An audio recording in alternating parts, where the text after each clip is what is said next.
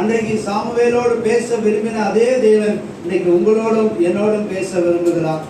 நாம் அதற்கான நேரத்தை செலவிட வேண்டும். இன்னைக்கு நிறைய நேரங்கள்ல நாம கேட்க விரும்புகிறதே இல்லை. தேவன் நம்மோடு பேசுகிறதுக்காய் காத்திருக்கிறது இல்லை. கடகடகடன் மளிகை லிஸ்ட் எழுதுவது போல நம்முடைய ஜபங்களை தேவனிடத்துல ஒப்படைத்து விட்டு அவசரமாக ஆமேன் போட்டு முடிச்சுட்டு எழும்பி போயிடும். நாம் அவரோடு பேசுகிறோம், ஆனால் அவர் நம்மோடு பேச விரும்பியும் நாம் கேட்க ஆயத்தமா இல்லை. நம்முடைய செவிகளை திறந்து வைக்கவில்லை. அவர் பேசுகிறதுக்கு முன்னாடியே நாமே ஏதோ ஒன்றை புரிந்து கொண்டு நாம் எழுந்து போய்விடுகிறோம்.